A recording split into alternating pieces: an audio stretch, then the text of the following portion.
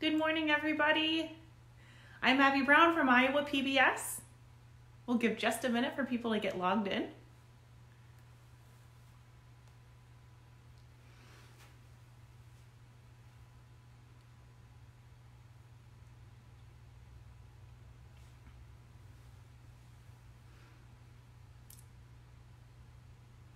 Good morning.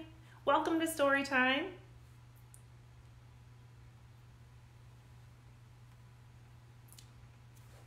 Hi, everybody. Thanks for coming.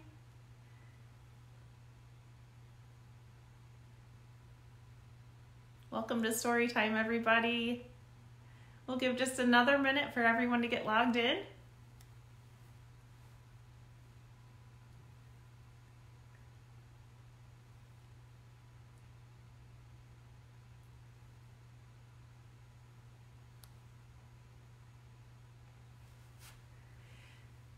Well, greetings, everybody. I'm Abby Brown. I'm from Iowa PBS. It's a privilege and an honor to get to read to you everybody that's from Des Moines Parent. It's so great to get to share what everybody is so good at. I've been watching some of the other videos that Des Moines Parent has been sharing, and it's just such a great place for us to all sort of band together and get through this time of social distancing together. I live in the metro too. I live in Urbandale. I have 3 boys. Luckily, my husband is a teacher, so he's off right now, but he is in he's writing his master's paper right now. So he does need some time to have away from our amazing 3 boys. So we've just been getting through this the best way that we can by playing outside, by going on walks and bike rides together, and by reading lots of books, okay? So, and leaning a lot on Iowa PBS and PBS Kids. We're here for educators and parents all of the time, but especially now, especially because we're local. Our station is in Johnston, even though we serve the entire state. Iowa PBS has lots to help support you during this time of social distancing. So hopefully you're choosing PBS Kids as your programming, and don't forget everything that there is to offer for kids online too. So luckily today we get to do some stories, and Scholastic, like many generous authors and publishers, has given people permission to read their stories online. So you guys might have some favorite PBS Kids characters. What if you love Curious George? He is one of my favorites. You might love Odd Squad. Do you love to watch Sesame Street or Word Girl or Word World? You might love to watch Arthur.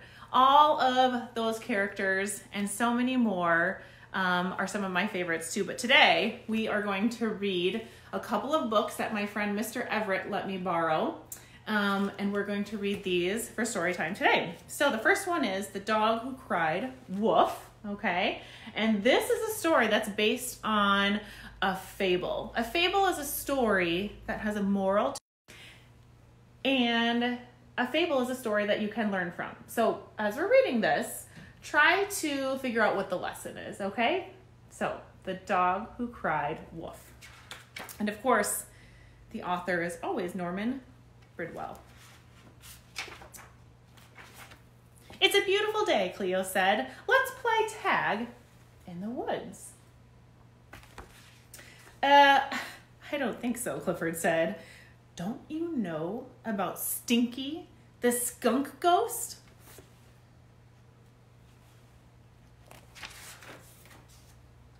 They say he haunts the woods, T-Bone said. He's 20 feet tall, and he smells as bad as 20 regular skunks.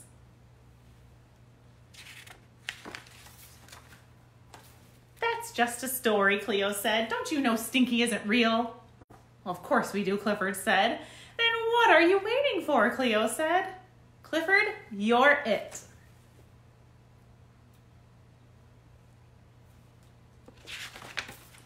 Cleo and T-Bone ran into the woods. Clifford ran fast after them.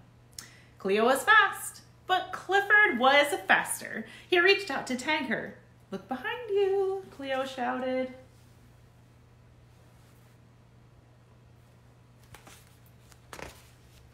Clifford stopped in his tracks.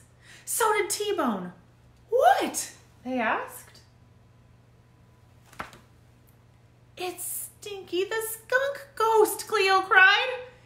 Clifford and T-Bone spun around, but no one was behind them.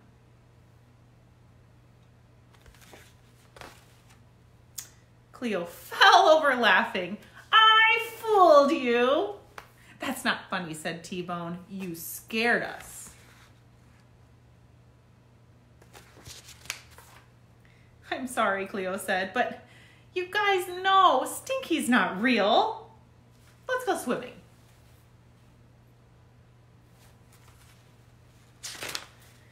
Splish splash, the dogs jumped into the pond.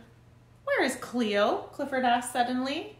"She was here just a minute ago," T-Bone said.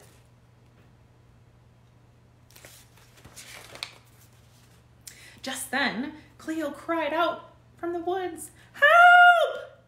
Stinky the skunk ghost has got me!" Clifford and T-Bone ran to the rescue. They found Cleo all alone and laughing.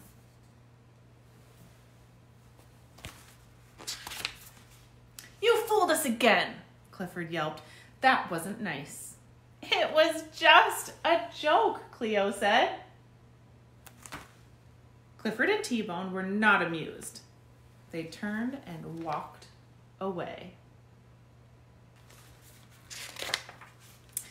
"Don't be mad," Cleo called after them. "I'm sorry." Cleo tried to catch up with her friends, but her bow caught on a branch. "Help," Cleo said.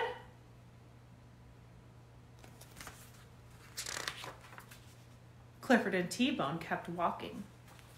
They thought Cleo was playing another trick. Then they heard her cry out again. Cleo sounded really scared this time, and something smelled really bad.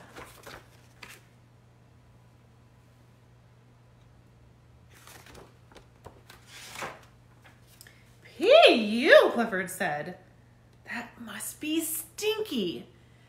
I bet he has Cleo." Clifford and T-Bone ran back into the woods.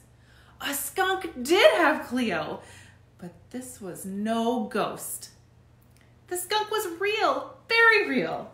He left his stinky smell and then walked away.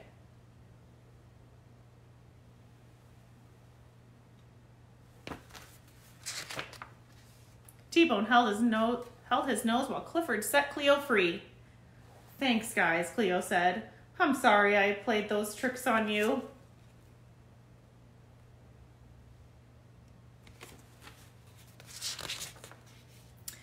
Cleo ran home and had a bath.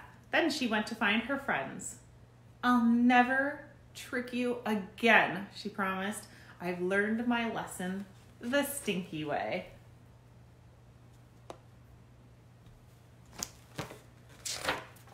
And that is the end. The dog who cried wolf. And I thought this was the perfect story for today because you know what special day it is today, right? It's April 1st, which means it's April Fool's Day. And this is a lesson to all of you who are thinking about playing tricks on somebody. If you play too many tricks on somebody, they might not believe you if you actually do need help eventually. So this is a story that's sort of a spin-off of a famous fable called The Boy Who Cried Wolf. Okay, so that might be something that you guys can read with your families later, but happy April Fool's Day anyway. Let's read one more story about Clifford, okay? And I like this one called The Big Red School because you might sort of be missing your school. Are you missing your friends? Are you missing your teachers? Maybe all of the different grown-ups that work at your school, in the lunchroom, in the library. Maybe you ride a bus and you're missing your friends on the bus. Well, this is a great story about Clifford and his Big Red School, and it might just help you feel a little more at home, okay? A little less like you are really missing your school. One crisp fall afternoon, Emily Elizabeth hopped down from the school bus. She raced into the backyard where her best friend Clifford the Big Red Dog was waiting for her.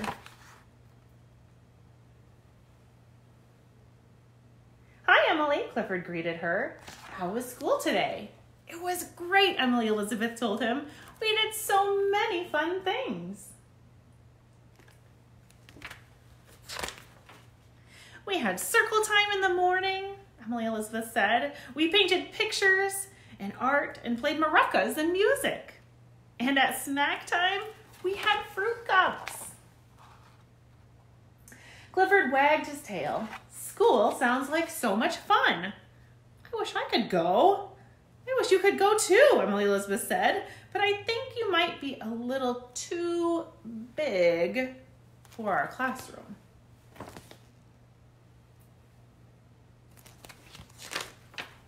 Suddenly, Emily Elizabeth's eyes lit up. What we need is a school that's just your size. We should make you a big red school right here in the yard, Emily Elizabeth cried. Woof, Clifford barked in agreement. That's a great idea.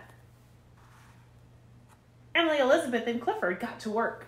They used big bean bags for chairs and borrowed a chalkboard from the garage. Emily Elizabeth carried down books from her bedroom, and they found oversized art supplies in the closet.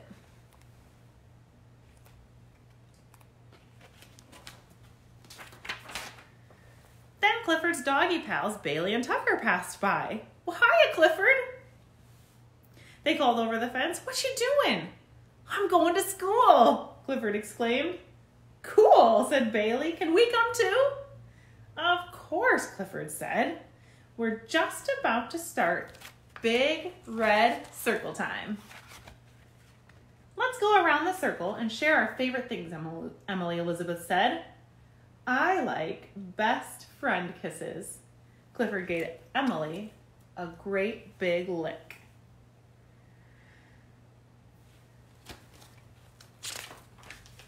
I just remembered something, Emily Elizabeth told Clifford and his friends.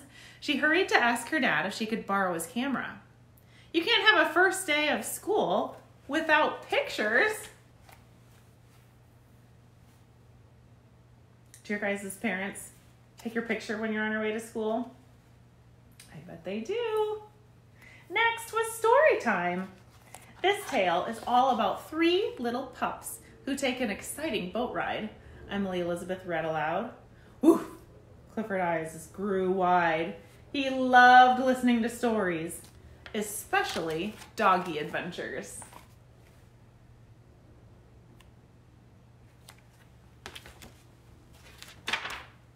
For art time, Clifford and his friends dipped their paws in brightly colored paint. Bailey chose green, Tucker chose yellow, and of course, Clifford chose red. They made super messy paw paintings. And once the paintings were dry, Emily Elizabeth taped them around large cans filled with beans. What are you going to do with these? Clifford asked. Do you guys have any idea? Have you ever put beans in a can and decorated your can? The only thing better than art time is music time, Emily Elizabeth said. Today we're going to use maracas to put on a show. Neat, Clifford barked. I love keeping.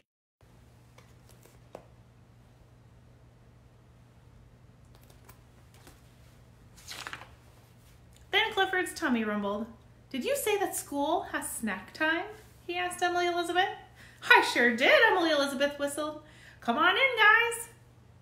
Emily Elizabeth's friends, Sam, Jack, and Pablo, came into the yard carrying trays piled with apples, cherries, and strawberry milkshakes. Bailey gobbled up the apples. Tucker slurped his milkshake, and Clifford bounced cherries off his nose and into his mouth.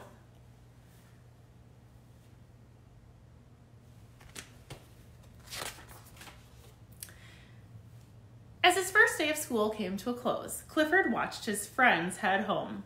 This was so much fun, he told Emily Elizabeth. Thank you. Emily Elizabeth hugged Clifford and snapped one final photo. What are friends for? Next week, when Emily Elizabeth came home from school, Clifford was waiting for her. "Hey, Emily Elizabeth," he said, "are you ready to play Big Red School?" "Actually," his friend replied, "I have something to show you first."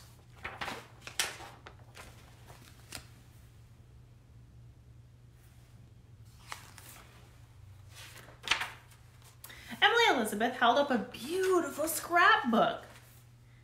"I made this using all the pictures I took of us on your first day," she told Clifford. "I brought it in for show and tell today, and everyone loved it so much." They asked if they could come too. One by one, all of Emily Elizabeth's classmates piled out of the school bus. Even her teacher was there.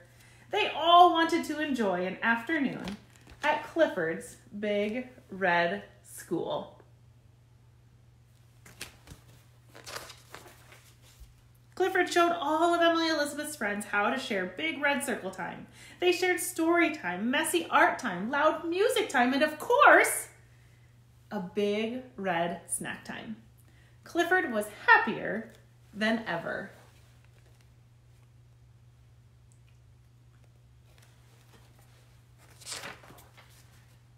"This is the best Big Red School in the whole world," Clifford told Emily Elizabeth. "Do you know why?" "Because it's the only Big Red School in the whole world?" Emily Elizabeth asked, giggling. "Nope," Clifford licked her. "Because it was made by my best friend."